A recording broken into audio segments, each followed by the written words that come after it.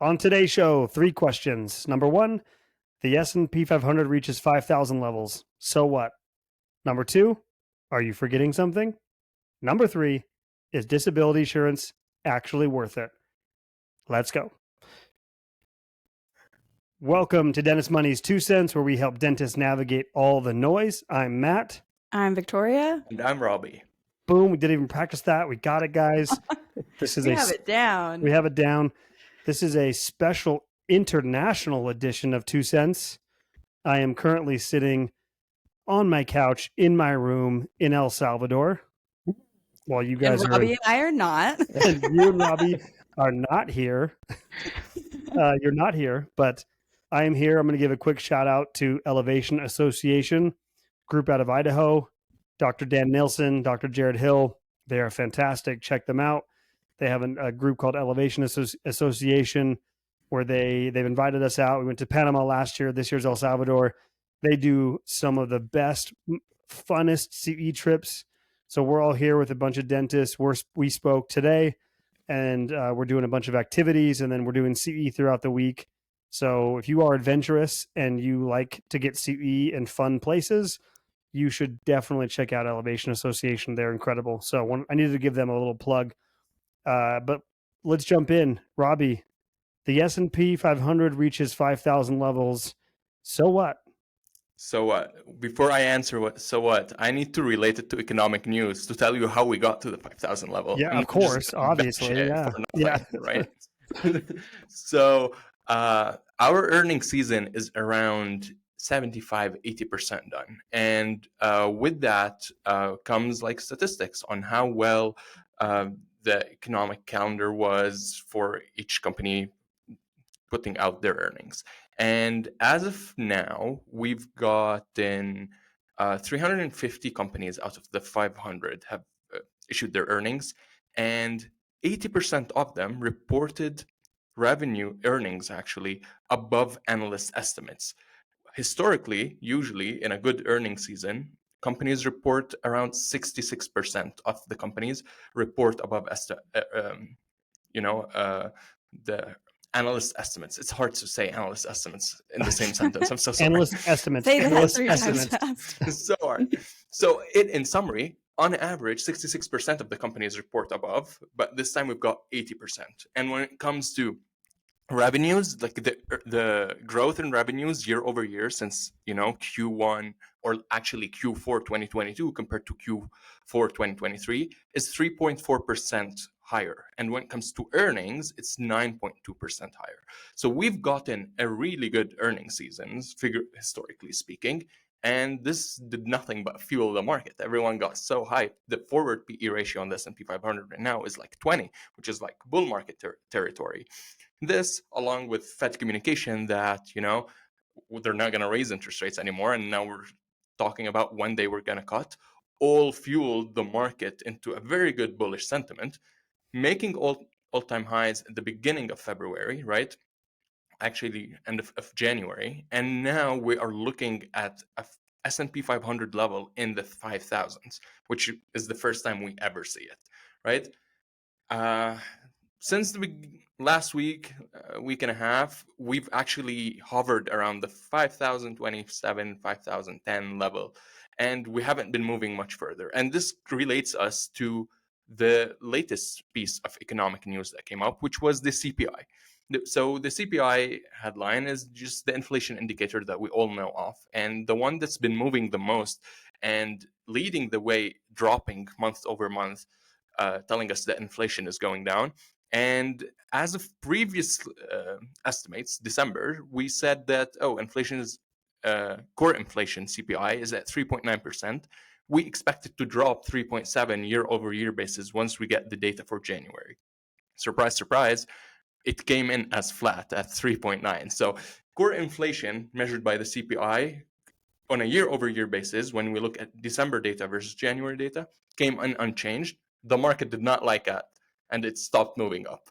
So this was the journey, how we moved from like the 4,800 levels all the way to the 5,000 levels, and now we're stuck at the 5,000 levels. What does that mean though? Other than what I told you, which is the market is incorporating information about better earnings and an easing monetary policy, and inflation might still be a little bit sticky because it's not changing year over year or month over month measured in annual data. Nothing much. The idea of reaching round numbers, like when the S&P finally got to 4,000, or when finally got to 4,500, and finally got to 5,000, are a very old school way of thinking about market levels. And it's really related to our behavior. The market doesn't really care about round numbers, but us humans do. We round everything. Like, you go to the supermarket, you see something for $3.99, you say it's 4, right? You round everything around you. So I still don't get why the US puts everything in 0.99, but this is a different conversation. So while we are there, back in the days, back in the 80s, back in the 90s, most of the trading was done by humans. And behaviorally and psychologically, people would just round and say, oh, whenever we are 5,000, this is a psychological level, or a psychological price floor, or psychological price ceiling.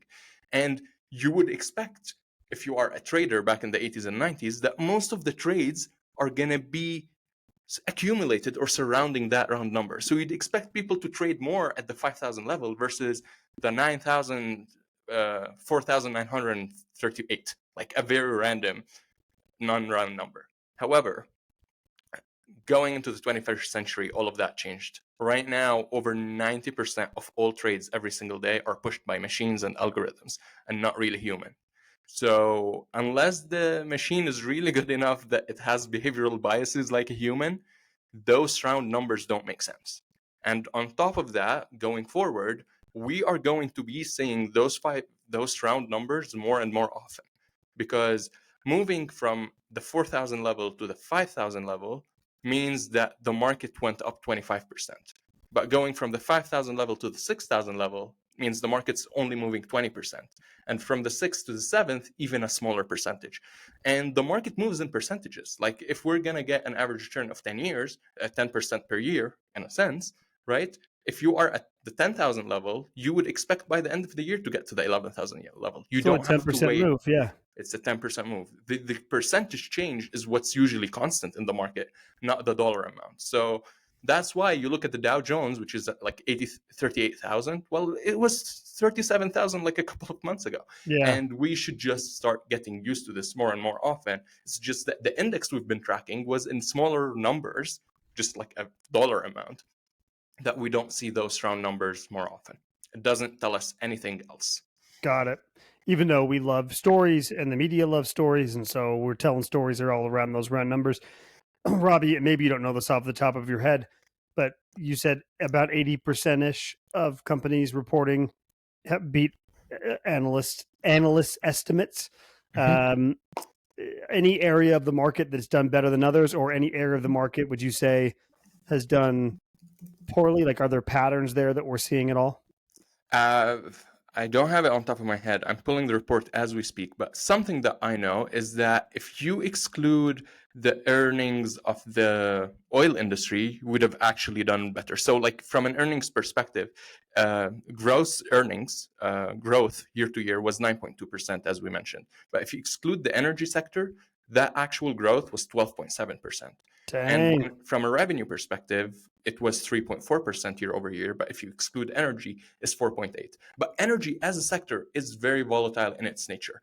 And back in 2021, 2022, when actually oil went really up and was high, most of the company earnings were bad. And what lifted them and kept them afloat was profits that the energy sector was making. But in terms of who did best, I actually pulled up the dashboard over here next to me. In terms of earning, tech, communication services, consumer discretionary, which are more of the cyclical part of the economy. They move more when a bull market is happening, and they crash more when a recession is happening, versus the more defensive stocks like healthcare and utilities did better, which are all in line with, for those who love theories about business cycle and what moves quickly and what moves slowly. Got it. Cool.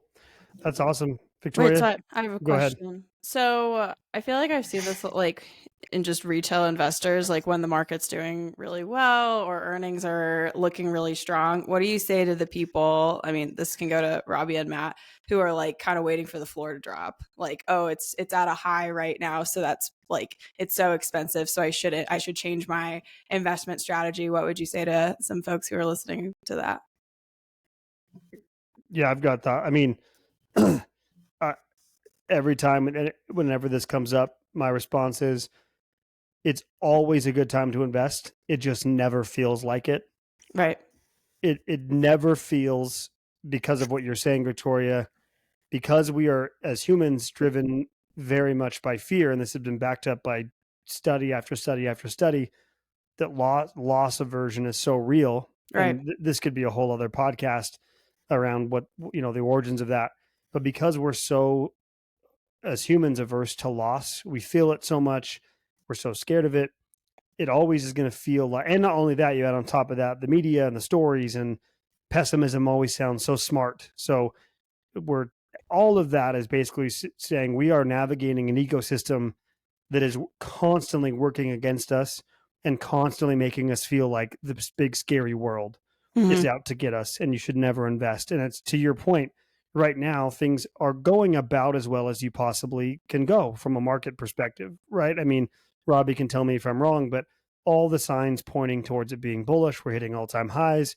2023 was a great year for investing. And so what does that mean? Well, people are going to start saying, well, it's got to come back down. Well, just give me the thumbs up. It's got to come back down. And then you flip that, Right. and we come out of a year of 2022 down 20%. It's too scary. I'm going to wait. It's just, again, the Right. point is, it is always a good time to invest, assuming you're a long-term investor. It is always a good time to invest. It just never feels like it. Right. Rabih? Exactly. Oh, you're looking at me. Exactly. Like 100% agree. If your time horizon is not that of a long-term investor, we're talking 20 plus year, then what we are saying will not make sense to you. But if you really, embrace the idea that I'm going to put my money for 20 years, yeah, it's always a good time to invest. When we are thinking in like shorter periods of time, there are a lot of people out there who are trying to predict. Sometimes they are correct, sometimes they are not. On average, they are not better than a coin flip. This is what data has showed us. So yeah, when we are talking 20 plus year, it's always a good time to invest. Whether next year is going to be a bad year or the next 3 years are going to be a bad year, who cares? On a 20-year period, you've got enough room for compound interest to do its magic. Right. Right. I'm just curious if some people have some like recency bias, or this is starting to look a little familiar, like things were looking really, really good 2018, 2019, and then 2020 hit. So I'm curious if anyone is kind of afraid of the floor dropping effectively. Yeah, I mean, and giving just some historical numbers to this, I think it's good. That's why we're trying to do this, like, helping dentists navigate the noise, as we say. Like, we're trying to find this balance of saying we want you to be informed with all this Right. stuff. We want you to be educated, but also know the historical context. So, for example, Yep. if you go back over 100 years, you take the data, the S&P 500, if we're just using that specifically, has a 10% drop or lower once Every a 8 year. months. Yeah, about once a year. So you can basically count on it like your birthday. It's going to happen. You can basically just bank it. You're going to see a 10% correction almost every year. If you look at a 20% correction or more, you're talking about every 3.5 years. So something is going to happen this year, inevitably, where it feels like the floor is dropping out, or Yeah. the floor might actually drop out. This might be the year that actually happens. And hopefully, if you've been listening to us, or if you have, or you're just trying to keep, as Rabih's saying, a long-term view, you're going to realize that is a feature, not a bug. That's all part of the system. You don't get the payoff without going through the pain of these downtimes, and it's going to happen no matter what. Right. Right. So keep calm, invest on. Yeah, keep calm and invest on, and also know that it's not lost on us that it's still scary. Like, we're not sitting here saying it's easy. It's simple. It is not easy. Simple concept doesn't mean it's easy to do.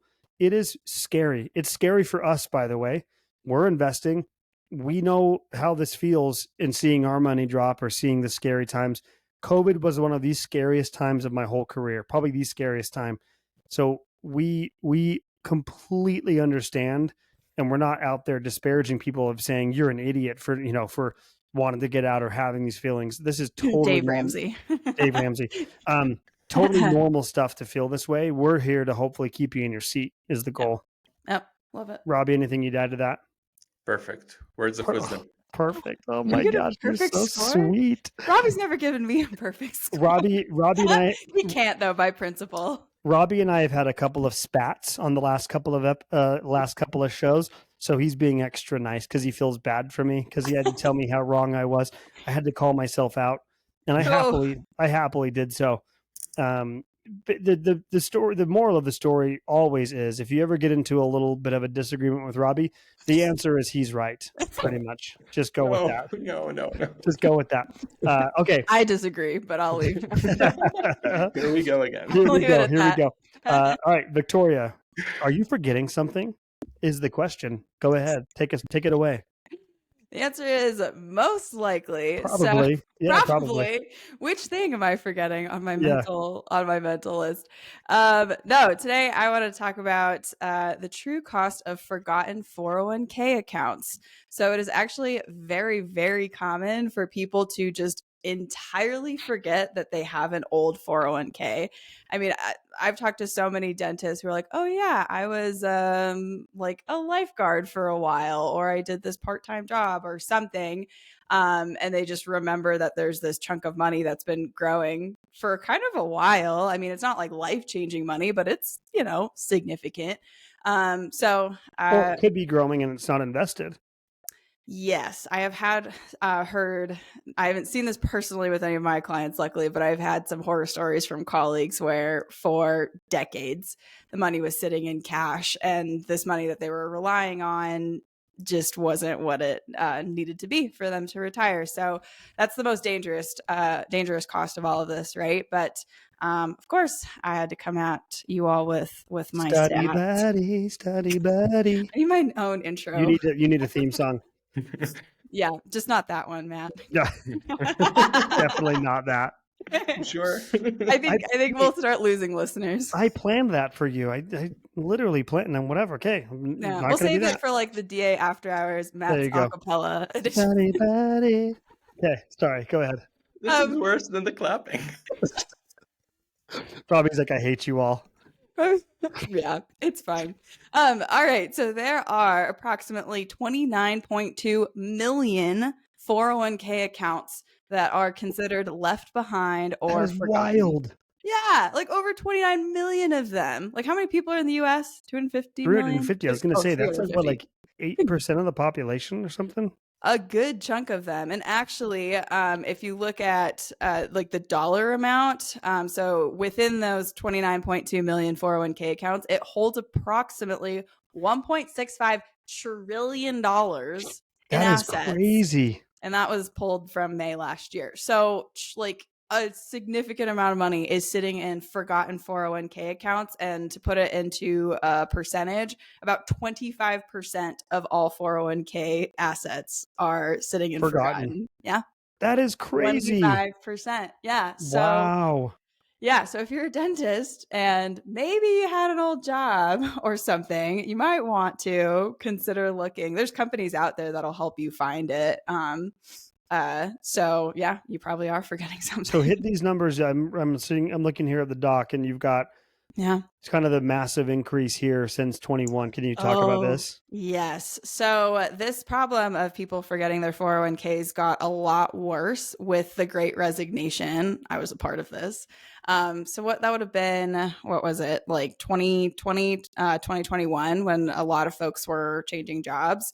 So the number of forgotten 401ks actually increased by 20% since May 2021.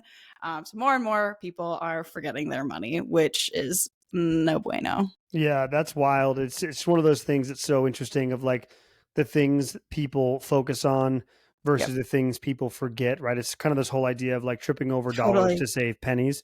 It's like this is a big thing to be thinking about that could cost you thousands and thousands of dollars basically just out of laziness or out of forgetfulness. And it's like if you're going to look anywhere, start with this. Are there any old plans to get invested or get organized around it? And this, I guess, speaks to what we always talk about, the power of organization.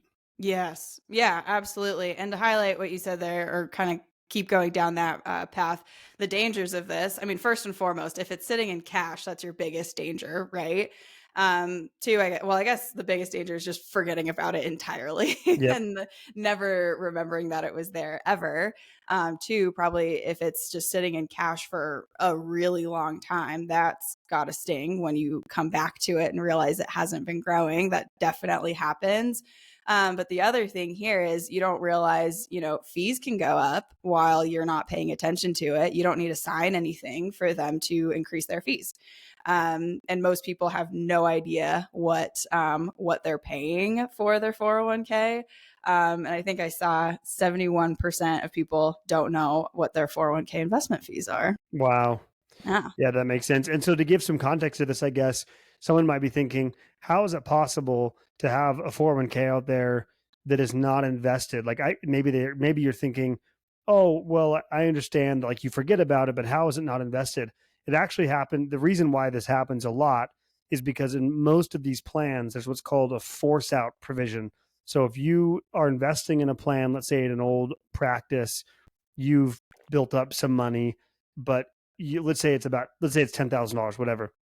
A lot of these plans have a provision in them where if you're below a certain balance, usually like let's say $50,000, and you leave that practice, the plan has the right to force you out. And all that means is it's still your money, but they take that money and they move it to, let's say, an IRA at maybe Matrix Trust Company. They're a big one that works with a lot of these 401k groups.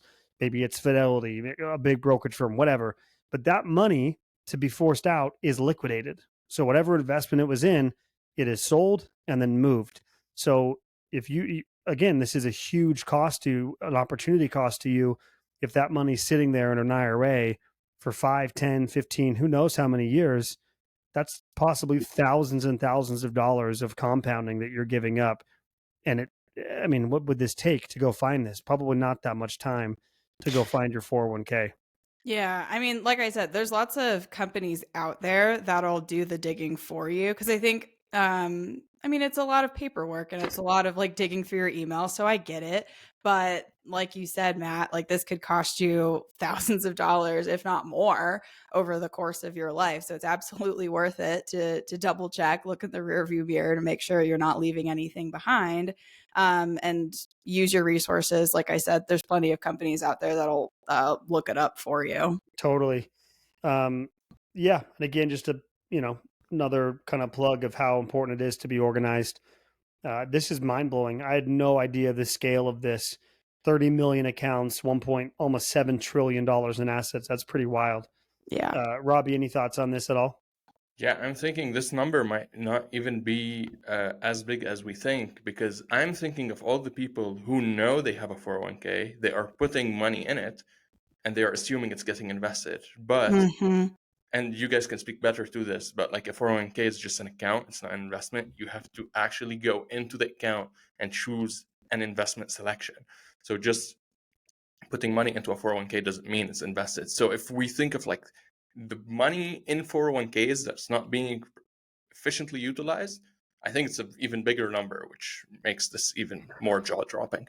Right. That's such a good point, Rabih. And this is something that's misunderstood all the time, where someone will say something along the lines of, oh yeah, I invested in an IRA. It was a terrible investment. Yeah. And I'm like, well, what do you mean? Oh, I put money into it years ago and it never grew. And I'm like, well, the IRA is not the investment. The IRA is the bucket that you put the investments in. Right? So you're putting money into a bucket. Well, if that money's just sitting in cash in there, like the next step is you got to invest that. And some people might hear that and think, well, yeah, duh, that's so obvious. But it's shocking how many times we talk to dentists, work with people who have IRAs just sitting there doing nothing. And we're like, why isn't this money invested? And they had no clue that it wasn't. So it's such a key point there. The IRA, the 401k, the Roth, the brokerage account, those are not investments. Those are account types. So maybe one of the most misunderstood things we come across from dentists. Yep. Okay, so what to that, Victoria, is go check and make sure if you're thinking at all, what happened to that plan? What happened to that account? Go look. Yeah. Right? As a famous band, Simple Minds, once said, "Don't you forget about me." From your That's 401k. from your 401k. Don't. There's so many sad 401ks out there waiting to be claimed. No, They're just 25%. lonely in the cold like a little puppy. I mean, I'll take your 401k. Yeah. Yeah. Okay, that's great stuff. Hopefully we're changing lives with this. Someone's going to go find their 401k now. Perfect. There's I'm getting 30 million. flashback of people finding like their Bitcoin password or whatever. Yeah. This is how it's feeling. This is equally as valuable. Yes. Okay. Last question, and then we'll hit a case study to finish us out. Is disability insurance actually worth it? So this is actually very personal story.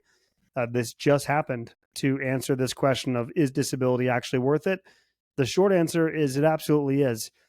So we left to El Salvador, and I say we, Ryan and I, came out to El Salvador earlier this week. The day we're leaving, we get a message from a client. It's about a client of his. It's a client of his and a personal friend of mine. He's actually lives very close to me, and he's friends with other people on our team. So we were actually messaging Chip on our team, who's good friends with this person. And he says, and I'm not going to name names, but he says, hey, this client got into a really bad accident, a really bad snowmobiling accident. And we were like, I mean, it was like a very scary message to get because, again, this is a personal friend. So long story short, our friend and client is on his snowmobile with his children, his two boys.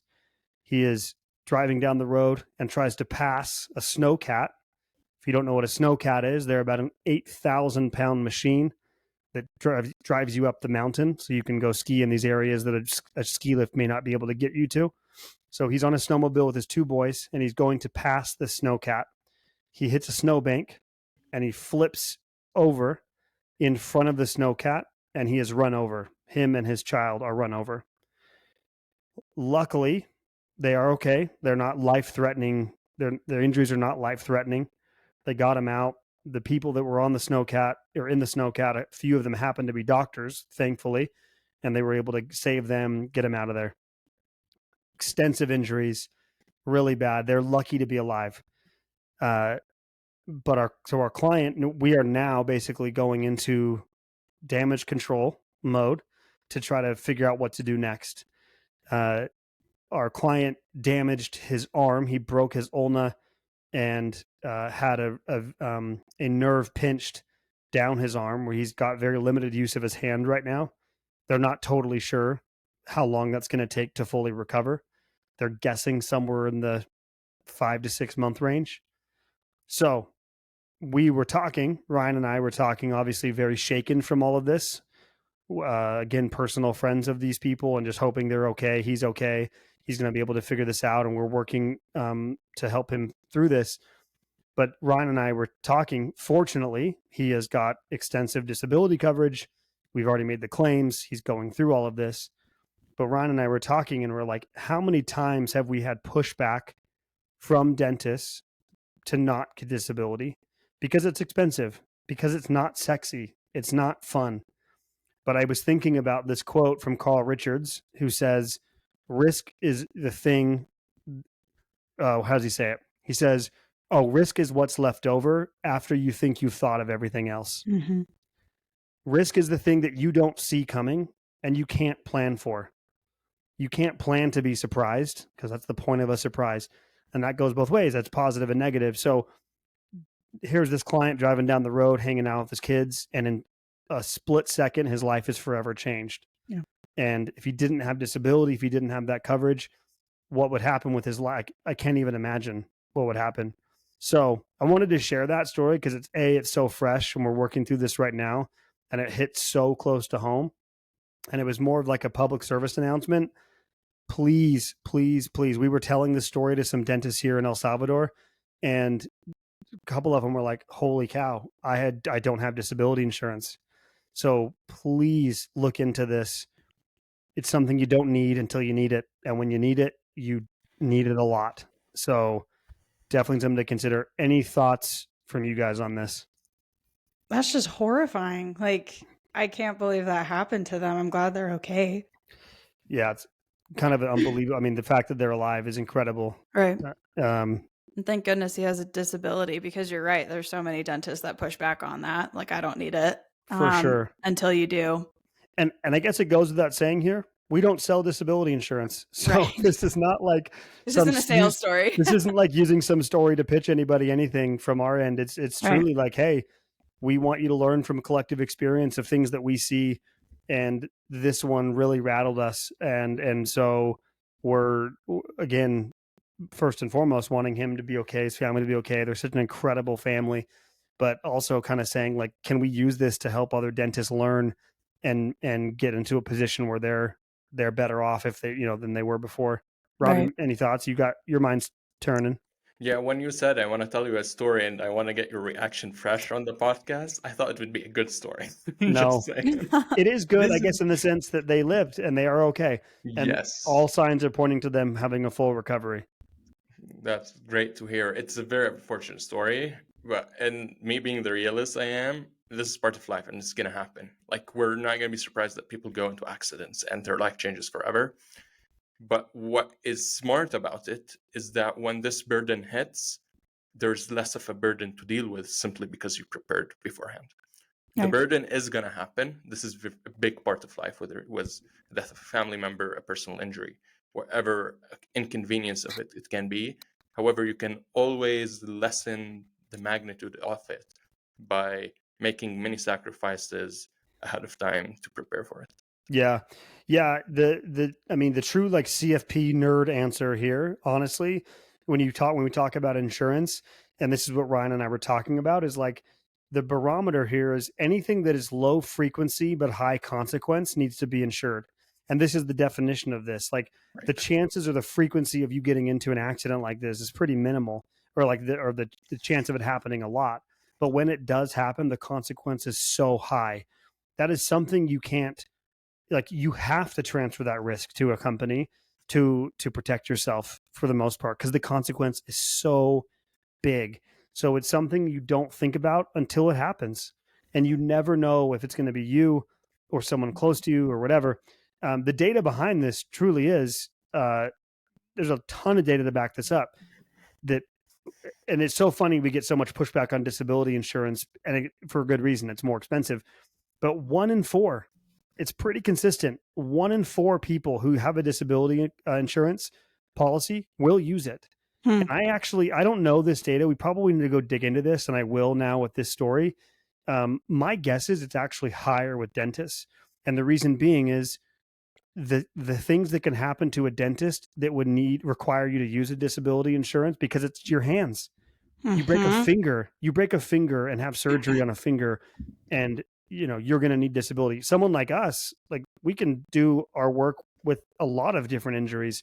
A dentist can't, which is why it's so critical to have a own occupation, have a dental specific disability broker or advisor, someone you can work with to make sure that you're getting the right coverage in place. But I cannot stress this enough. Is disability insurance actually worth it?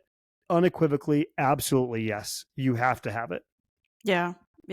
I was just looking up some quotes from Morgan Housel's recent book that I'll share. The most consequential events are the ones you don't see coming. The fact that you can't see it coming is what makes it risky. Invest in preparedness, not prediction. Risk is dangerous when you think it requires a specific forecast before you start preparing for it. Love that. He has a quote in there too, I think somewhere along those same lines. It's like something along the lines of saying, like, it's like asking you what you're going to be surprised by. Like saying, like, what all the risks are, is saying you're going to know what is going to surprise you in the future. Or you're like, and it's like, of course you're not going to know, because again, it's a surprise for a reason. So perfect quotes, Victoria. I love that. So any other thoughts on this at all? Okay. Get disability insurance, people. Okay. We'll finish out with this. Victoria, study buddy, case study buddy. Hit us. All right. So quick one. I'm an associate out of Minnesota. My wife and I just had a baby last year, and our lease is up this summer. We are hoping to buy a house and move in once the lease is up. I also want to buy a practice in the next year or so. I've heard it's better to buy a house before buying a practice. Is this true? Should we rent for another year and buy the practice first? Ooh, love this. We actually chatted. This is the same study we talked about. Yep. For this, yeah, in our mastermind group. Yeah. Thought I'd Yeah. bring it out to the public. I love this. I think this is a really valid question and something we get all the time, and I think is really helpful for a lot of dentists. Before I yammer on, Rabih, do you have initial thoughts at all? I'm gonna give you a very textbook answer in how I think of it. I don't know anything Of about course that you are. person. Let's hear it. About that person's financial situation, but I think of what type of asset is it? A house is not an income producing asset where a business is.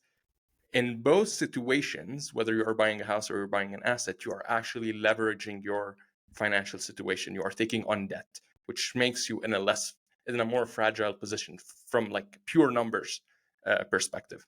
So if you're gonna be adding debt marginally, it's better to add an income producing debt before you add a non-income producing debt. But this is how I think of it, reducing. I know it's a whole life out there, it's the life of a person, but I'm reducing it to numbers and leverage ratios, which might not be always the right answer. I love that answer. I also want to give you guys a quick little tidbit. I just looked up, and Ryan Isaac was putting his face against the glass of my room and looking Bring in. him And he was like, in. "Are you done yet? Are you done yet?" Bring him on. I know I He's should not have. surfing. He Where already is he? walked away. He's all he's doing here is surfing. No, Rabih, I think that's a perfect answer, and I think textbook answer, like from a spreadsheet answer or textbook answer, I would totally agree. Generally, I mean, to your point, Rabih, too, there's a lot more questions to ask this particular person for their specific situation. But if we're just talking general information or general advice, I tend to favor, generally, again, there's things that can change this, but I tend to favor practice before home in most cases. But again, there's reasons why you might go one way or the other. The one caveat I will say, or the thing to just be aware of, just the reality of this, is once you buy a practice, you are most likely setting that clock. You're starting the clock of when you can actually even buy a house to about 2 years. Most lenders will not, because you're going to be you're a business owner, and this is a whole other show. Banks are so stupid. I don't know why they do this. It's so dumb, but that's neither here nor there. Once you buy a practice, basically bank on the fact that you're going to have to wait most likely 2 years to buy a house, to show the income, to show the paperwork, the paper trail that banks want to see to buy the house. But just generally speaking, it's kind of the things Rabih just said. If you're talking about the types of debts or the things to add to the balance sheet, I tend to favor the practice over the house. It's income producing. It's something that it's quote unquote good debt. I still think house debt is good debt as well, but if we're just talking hierarchy, I would tend to favor the practice over the house first. Yeah, I agree with that from like a spreadsheet standpoint. The other idea too that I'll add here is if you buy a practice first, then you can buy the home close to that, like logistically, right? But if you buy the home first, then you're almost like forced to buy a practice in the area, so that can be a little bit more limiting where you set up your practice. All that said, I think if you have your baby, you're expanding your family, if it's important to you to buy the house first and your child is grows up in the house, then do it. If you don't want to rent for another 3 more years and you want your kid to be in this home that you're building together, it's not a bad idea. Yeah. So I think I just wanted to add that in there Yeah, too. I think that's a good point. And we've seen both, right? We're not saying there's Right. one right and one wrong. Right. I'm saying generally I lean towards practice before house. Right. But I think my guess is why this person is saying, as I've heard, it's better to buy a house before a practice, is probably coming back to this idea that the second you buy that practice, the clock starts. You're going to have to wait most likely at least a couple of years. You'll have to delay it. Yeah. You'll have to delay it. There's a couple factors here, though. It's like, okay, you want to buy a house in this area, but like, do you know you're going to be here long term? Right. Like, there's things that I want to know. Is family close by, or are you a transplant? If you're a transplant and you live somewhere across the country, or like you grew up somewhere else, I'd be pretty hesitant to tell that person to buy a house, because you think you know what you want until you're actually in it. You think you love the area till you're there for a year, or you're there for 2. So I think that's a huge factor. Are you a transplant, or were you from the area? Do you have family there? Do you have established friends there? That would be those are big factors I'd want to talk to that person about, of whether, when it comes down to that order. Totally. So, okay, is that enough? Hopefully that's good. We covered enough on that. That was a lot of content. Yeah. We jam-packed this episode like we always do here on 2 Cents. Like and subscribe. Okay. We will finish this, as always, plugging our Dennis Money Summit. And this is fresh on my mind because we just spoke here in El Salvador. We were just talking about this. We had probably 4 or 5 people come up to us after we gave them the link. They signed up. This is going to be incredible. Is it going to be the same setting as what I'm experiencing in El Salvador? Actually, No, better. but better. You knew what I was doing there. Better. No, it is going to be incredible. We have, I think the James Lawrence episode just came out, I want to say. Yeah, it did. So go listen to that. It's a great interview with James Lawrence, our keynote speaker. We've got tons of others. We're going to be interviewing at the end of February, Daniel Crosby. We're reading his book as an advisor team. It's an incredible book. There's just so much value, so much inspiration, so many things we're going to be talking about, from like how to better your practice all the way how to better your life, how to do money better. Like it's just going to be amazing. So I'm super excited. Anything you guys want to add on the Dennis Money Summit and why people should be coming? I can't wait.